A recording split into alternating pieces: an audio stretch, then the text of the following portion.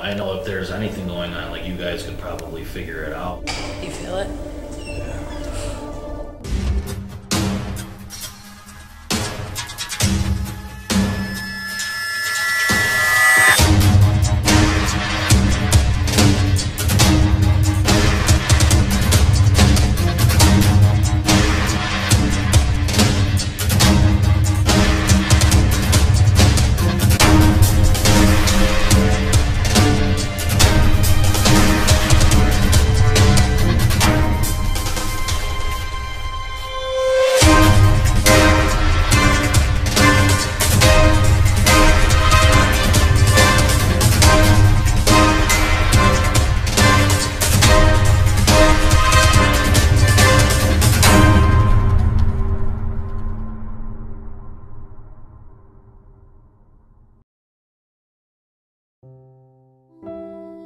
The Pierce Aero Complex was built in late 1906 at 1695 Elmwood Avenue on the northwest corner of the site of the Pan American Exposition. Pierce Aero motor cars were marketed as much more than a car. They were symbols of wealth and status. In 1909, President Howard Taft requested 2 Pierce Aeros to serve as official cars of the White House. Pierce Aeros served as presidential vehicles from Taft to Roosevelt. Foreign royals, diplomats, and business tycoons, including John D. Rockefeller, and even aviation pioneer Orville Wright, and Hall of Fame baseball player Babe Ruth also had Pierce Aeros in their personal car collections. In 1928, Pierce Aero was bought by Studebaker. Studebaker went bankrupt in 1933 and sold the Pierce Aero complex to Buffalo Management. The factory still stands today and is occupied by several businesses.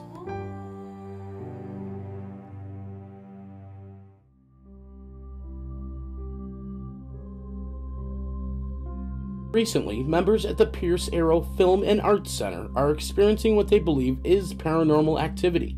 We met with one of the Film Center's members, Chris, to fill us in on what's been going on.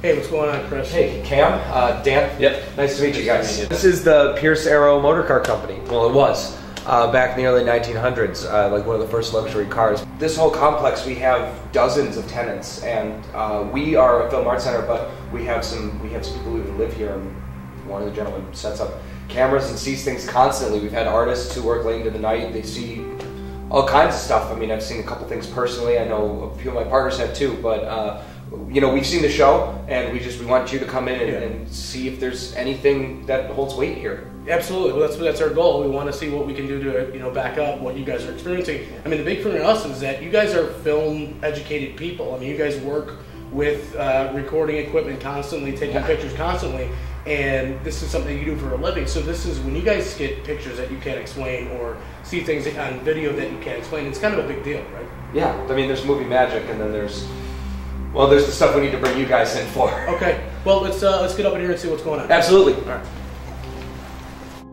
Thank you. So this is the Pierce Aero Film Arts Center. Welcome. We are using this space. As you can see, we have the giant green screen. We have a New York certified sound stage. We want to make film as accessible to everybody as possible. So the big budgets that have $20 million, or the people that have $20 in their pocket, we want them to have the equal opportunity to make film. And that is what we do here. We have our sound stage, we have our sets, constructions, we have complete in-house lighting, sound, and we also throw events here. And then, well, we have things like this. Let's you mind giving us a walk through the location, tell us where things have been going awry, and maybe some things that have happened to you. Yeah, well, let's take a look. Okay.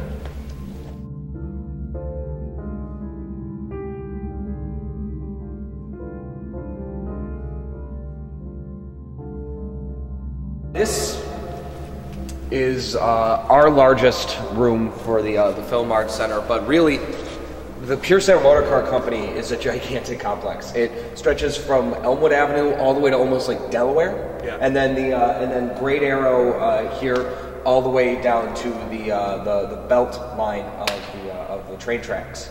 And there are assembly buildings. We're in the administration building right now. There are showrooms. We have factories, smokestacks. It's a gigantic, enormous facility. What was this building used for? This is huge in here. This was actually the administration building. During the day, this room was the dining hall, the cafeteria and the dining hall for the workers. But at night, they turned it into a private showroom for wealthy buyers. So they'd actually take cars, and there used to be a little bridge that they'd bring them private tunnel over into this area, and then they'd have under each one of these lights shining down a Pierce When you Arrow say motor wealthy car. people, these are like sultans, Yeah. presidents of the United States. Yeah. Pierce Arrow, I mean, just if the viewer doesn't know, I mean, this was the luxury automobile of the early 1900s. This was the prime automobile. It made a Rolls Royce look like a Nissan Sentra. Yeah. Yeah. Okay. But we have 3 presidents that owned it. Babe Ruth owned one. This was the car for the rich and the famous. So Exactly. when you say wealthy people, this was the elite of the elite. Yeah. So in order to get a ticket to this showroom, you had to have some money. Okay. Cool. All right. So how long have you guys had access to this building? Well, the Pierce Arrow Film Arts Center has been around since 2011. Okay. And we've just been building as we go along. We've had tenants in here for decades, though. Actually, Rick James used to have one of his rehearsal studios in the back that we'll show you in a minute. Yeah. But yeah, just about. Have you picked up anything paranormal in this area, or? Yeah, actually, a lot of our team members have. John, who you'll talk to a little later, has seen things himself. I've seen a few things, but more than anything else, we catch it on our security cameras, and those are going on a live feed. So at 11 o'clock at night when nothing's going on and you see orbs of light walking around or floating around the building, it's kind of hard to ignore. And in the hallways and everything like that, you just, more than just feelings, you see presences. And in this space, most certainly, it makes itself known. Okay. We'll definitely focus Yeah, on well, this area. focus on that. Okay. Where are we going next? Let's check out the Rick James room, as we call it.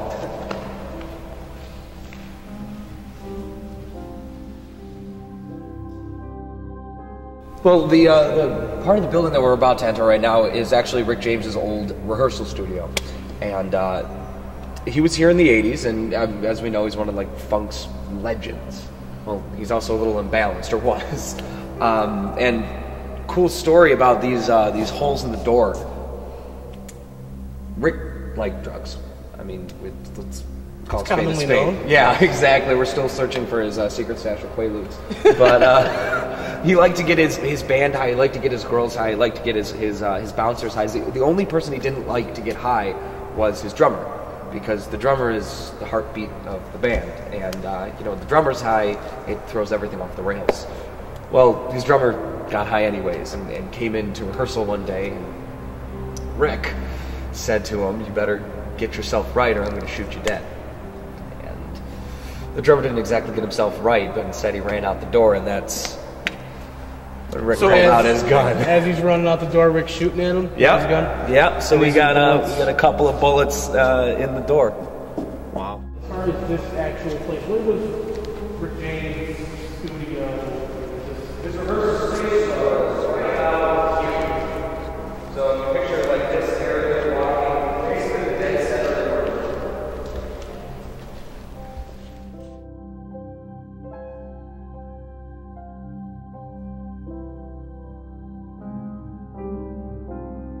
Right across the way is Nikolai Tesla's old studio. He used to do research there, working on alternating current. So this is where he came up basically with the plans for lighting the city of Buffalo for the Pan Am. This was his workshop? Yeah, that was his workshop right across the way. Wow. This actually used to be originally, when it was the Pierce Arrow Motor Car Company, this was the kitchen area. And I mean, it's safe to say this was Rick's lounge as well when he had the space. Okay. So the same thing's going on here. I mean, basically we have orbs, shadows. Yeah, a lot of stuff dancing around. Now you mentioned earlier that you've had experiences here as well. What's been going on with you?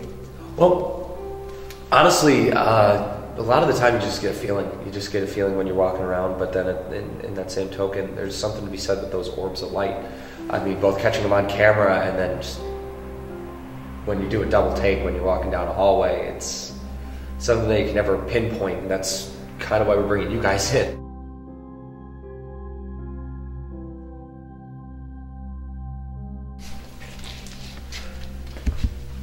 Okay, so where are we now, Chris?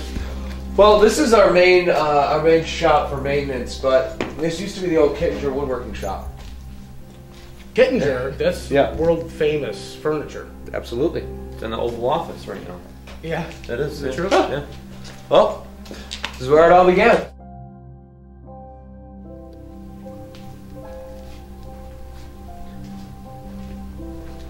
So this area is actually completely closed off to people who use the space for filming or anything. This is just for people who work in the building, or maintenance people, and the people who rent out the offices. Okay, yeah. So with the Kittinger, you know, there is a lot of emotion that goes into making these, you know, old handcrafted basic, you know, furnitures. I mean, in my experience with this sort of thing, I mean, people come back to places where they loved in life.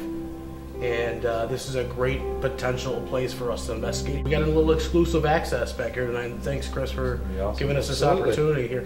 But you also want to show us another rented out part of the studio that some people had told you that some stuff went down, right? Yeah, So, absolutely. all right, let's head out over there.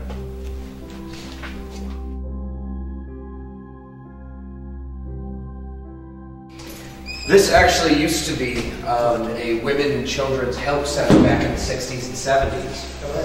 Yep. So there's a lot of emotional suffering that happened here. And they used this for a horror comedy. They turned this into a doctor's office waiting room, and as we go through, I'll let you know what the other sets are as well. But they definitely saw some things. Did they go into detail as far as what they were experiencing here when they were filming? Well, I know one of the production assistants said that they got an eerie feeling in here, but as they moved farther back is really when they started experiencing things tactile. So we see these horrible decor offices. 1970s woodworking. Oh yeah, oh yeah. And originally you said this is a woman and children's It was a help center, like health center for battered women and children. Maybe people that are homeless or on the streets. Yep. And this room, the production assistant said she actually saw something move across and towards the door. They Like a shadow or like a was it? I want to say it was a shadow, but I can't really tell you for sure. She was in the room after they had finished shooting. They had used this as an operating room, like a surgery, and she was breaking down some pieces of equipment, and she felt something, saw something even move straight out the door. She has no idea what, and she was pretty shaken up, to be honest. Okay, so out this huge complex building, we have multiple different experiences and interactions that people are having with the paranormal. And really, there's no rhyme or reason. I mean, there's a lot of different layers and a lot of different things that are going on here. This has been dozens of different businesses for dozens of different purposes, all of which in some way would have some kind of emotional or mental resonance. For any number of reasons, there could still be things here. I guess I want to know more or less when it's from, because we've had like over 100 years worth of history, over dozens of different businesses that were here. God, you know, you see the machinery that they were working with in the factory. I mean, there was a fire in the factory, and I want to know a little bit more about who's here and from when, because it could be from anywhere. Chris, thanks for giving us a tour of the Thank you, Paranormal guys. building. I look forward to some answers. And we're going to get the team together, and we're going to... Be back in a few hours. Yeah, we're going to see what we can do to get you guys some evidence. Thanks, guys. All right, thanks, Chris.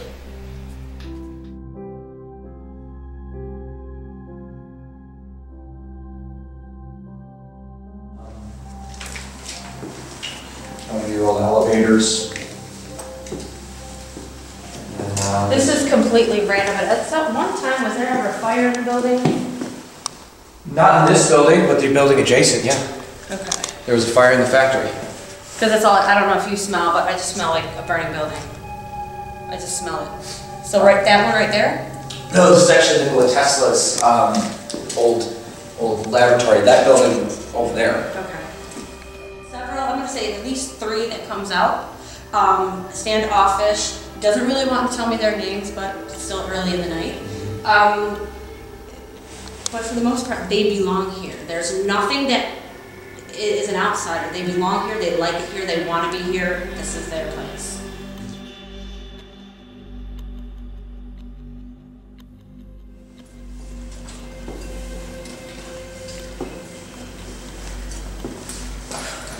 This hallway. You feel it? Yeah. Demon. Smoke pipe tobacco. This is totally different feel. But let me ask you a question. Did they have any like women and children sleeping here until they would place them?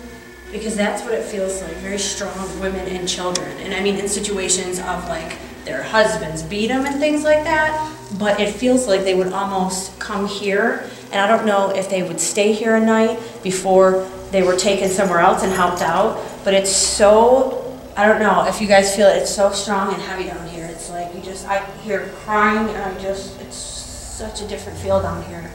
There's definitely a vibration I can feel. But do you know of anything like that, if they had them stay here? I don't know many of the specifics. I know that this was sort of a placement center. I know that there was therapies that were done, and it actually extends a ways down the hallway. Okay. You can see some of the offices as well.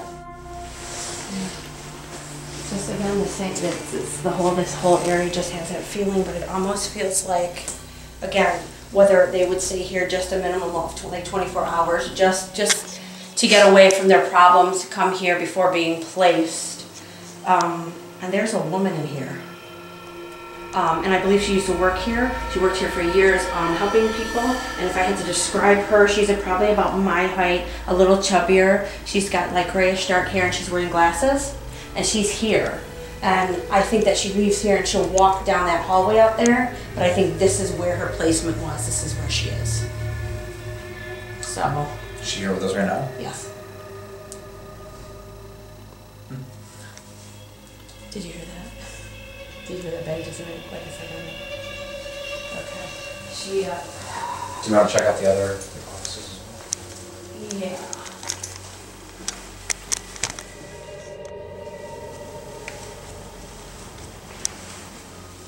And it's just, she's all through here, all through here. Same woman? Yeah, yeah. It's kind of like she's walking on the tour with us. Nice. I don't know, I'm getting the name Margaret. Margaret. Very nice woman, very strong woman. Again, this is a place that she worked for years, and this is the place where she helped people, and it's not like she's stuck here, but this is just a place where she did the most. Yeah. You getting chills, things like that? Okay. Not negative. No, just you know somebody's here with you. Yeah. You know, it's a factory, you know, a lot of it's closed, a lot of areas are not used for working, but it's still very much alive. You can still hear the sounds of the people. You can still hear equipment. You can still hear them puttering down here and building things, and I think that's the cool part. I really do. So many people here. So many people here. Everybody's talking. Everyone's talking. Everyone's talking. Now, this is the first time that someone's come in to investigate and talk to these people and bring them out. From what I understand, there's no evidence of us having brought. I mean, we didn't bring anybody else in. Okay, because that's the feeling I'm getting, like this is the first time to where they have a choice whether they can come out and tell their story or whether they want to be standoffish. So we're kind of at a 50-50 here. They don't really know what to make of it. I think we might get open tonight. Definitely.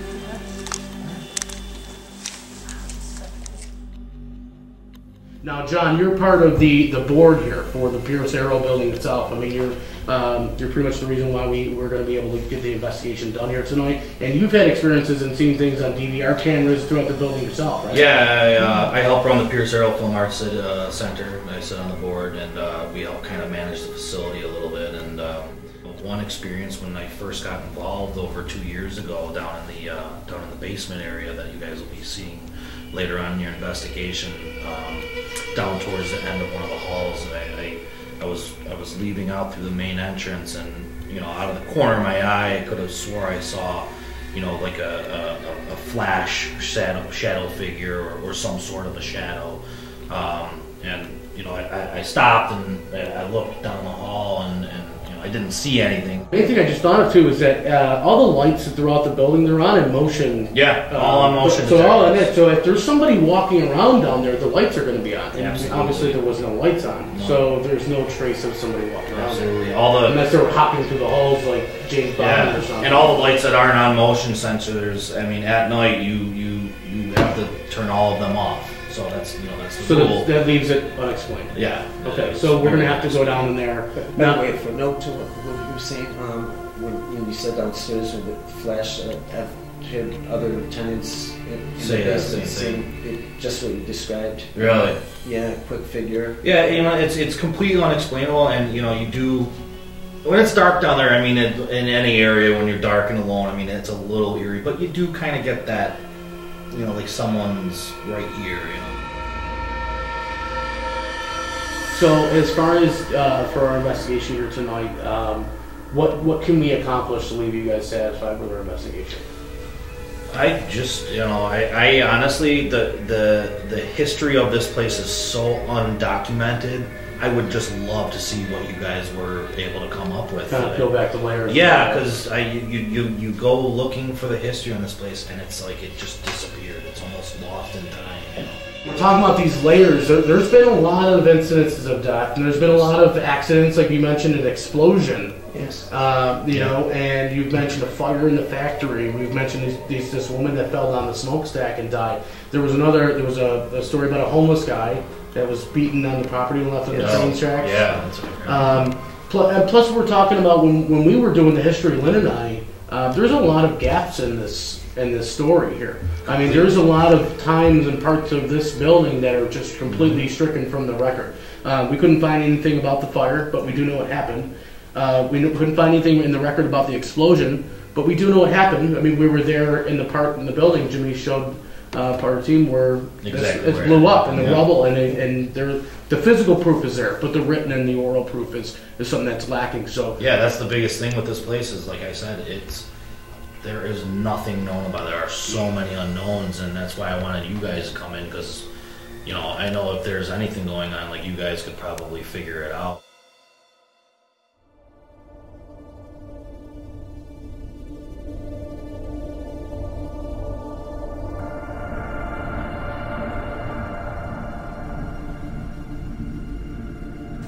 Hey Dan, check it out. What does it say? It's our company logo.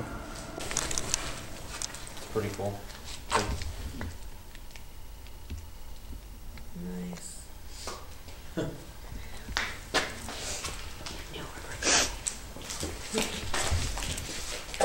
Feeling anybody working in here? Or anybody still? We did a walk through this earlier. And I heard jingling keys. There was a guy that walks through here with jingling keys.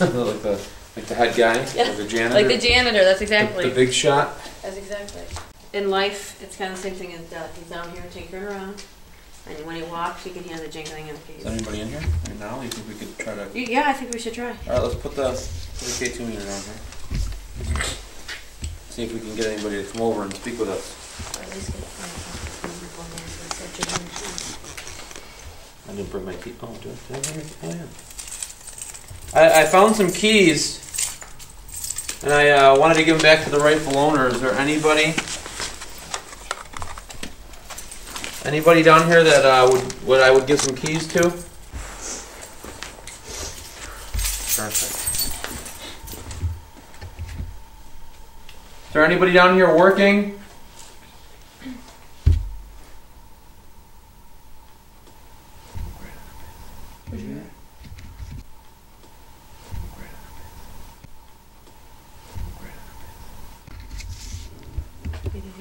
Sounds like talking. I thought it was over here. I'm here right now.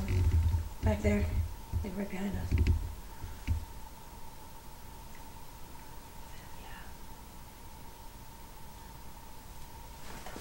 Look, see you hear that? Yeah. Back there? Yeah. It smells like yellow. Come closer.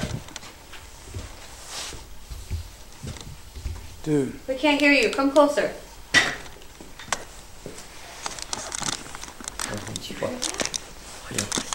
Let him stay over there.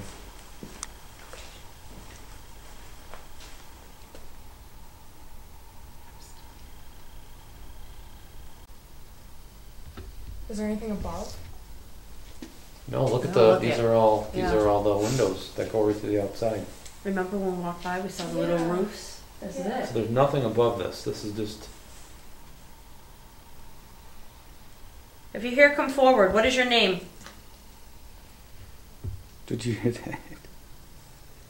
I did. It was just Ben or I something? just heard Was a it bang back there. Did you hear the clang?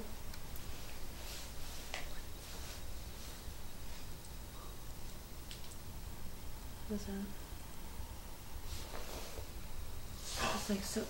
I heard that. Is there anybody back there?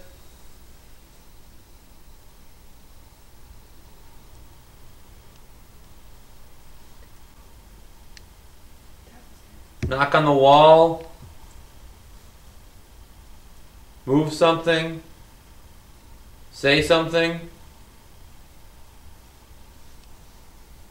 think the EMF just went off. Okay. Are you here with us?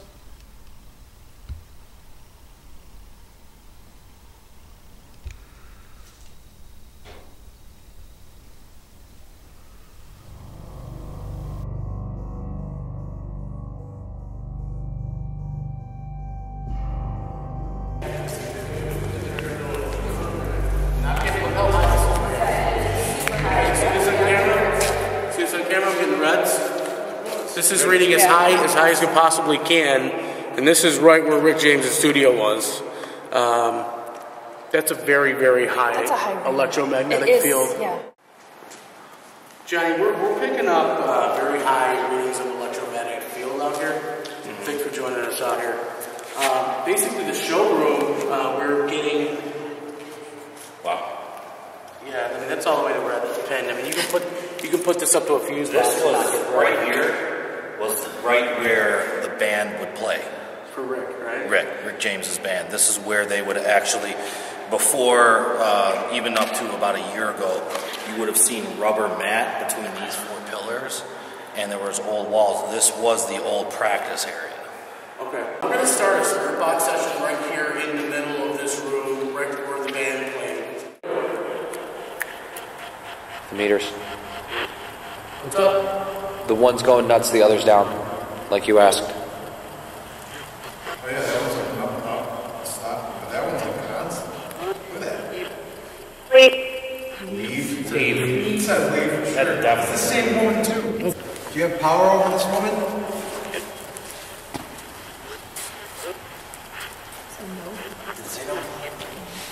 Did you work at the Pierce Arrow? Just by looking at these 2K2 meters reacting this way, I mean, you guys can tell they're on the ground, we're not manipulating them in any way. This end of the building has absolutely no electric up here. It's all been cut off over here. The showroom too? Showroom has some electric. This has no electric. There's no electric. This is very odd. No reason why they shouldn't go off. As far as They haven't stopped.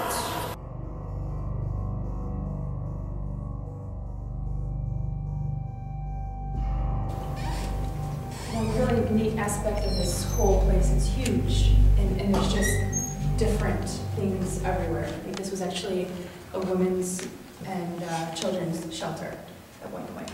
So there's got to be a lot of, hurts, anxiety, and that they might have been involved in domestic abuse. We don't know. So And this is that kind of in-between place where they came from, pretty much the worst situations you can think of.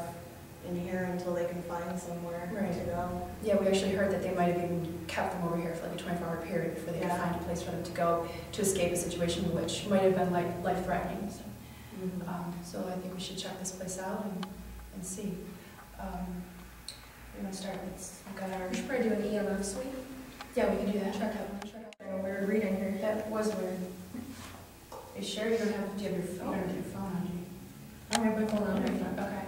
Well, that was weird. Oh, there we go. Okay, Oh, so we're already getting we have EMF something spikes. already. Yeah. Is it from this? To 10 mgs. So it's not the lights. No, it's definitely because it was This is down here. Yeah, that was something just passing by, and that was pretty strong reading too. So something's here with us already. Well, Ashley, our psychic, did say that there was a woman possibly named Margaret. She sensed a woman here. I don't know, I'm getting the name Margaret. Margaret. And that she walks out here and through the hallway. She used to work Maybe here. she so was it's just doing her rounds. She could be. She might be out in the hallway. She might just pass by. Oh, maybe she's that's here. a yes. Look Is at this that. Margaret? All the way to 20 mgs. Wow.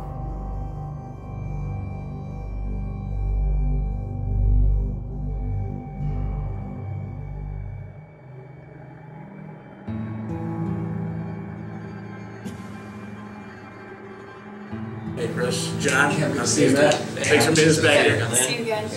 So we asked you guys to meet us here again today because we wanted to show you guys the evidence that we were able to capture while we were investigating here through the night. Okay. Did you work at the Pierce Arrow? You know what's weird about that? I remember that particular session, but we were always saying like we could hear more Conversation underneath. Yeah, conversation going It just on. kept going and And to going. hear it actually broken down, like wow. Now, when we're talking about peeling back the layers, again, it's not a surprise. Whoever we're talking to, worked in the factory. Where people worked in the factory. And when you said there is no electricity in this part of the building. This end of the building has absolutely no electric up here. It's all been cut off over here. It blew me away because we were getting such high readings all the way up to the red, and it was consistent. Yeah. And my first reaction, I didn't say it when we were filming, but I'm thinking, what is he having his jam session right now? Yeah. At the party, Yeah, right? yeah, Literally right here, it's happening.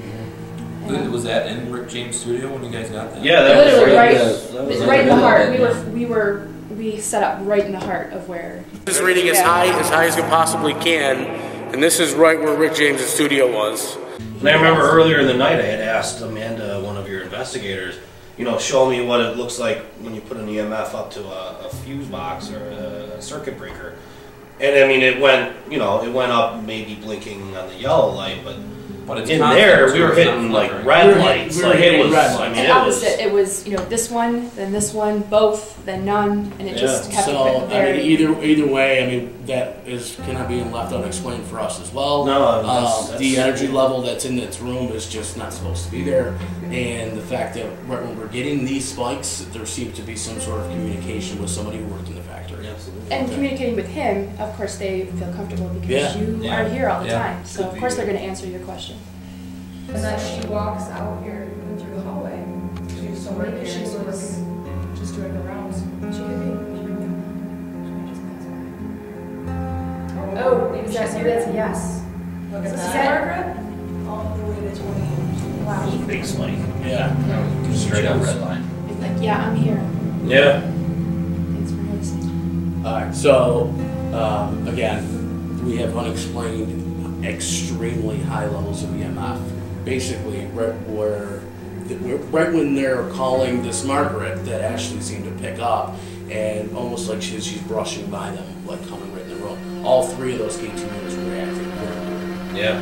Significantly. Well, especially in the 90s did both of that. Yeah. Red line and crazy. So again, that kind of gives a little bit of credence to what Ashley was saying with this Margaret, because that's obviously reacting to the name Margaret. Did you hear that? It's like we're talking. I thought it was over here. I'm here right now. Back there. Like right behind us.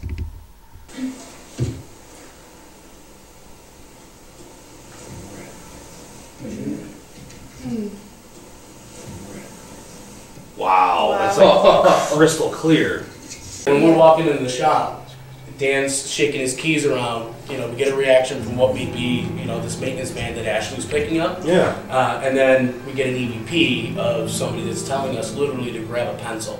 So almost like, That was grab a tool cool. and join Get busy. what we're doing here. So it knows we're there, okay, and it's trying to communicate with us to grab a pencil, okay.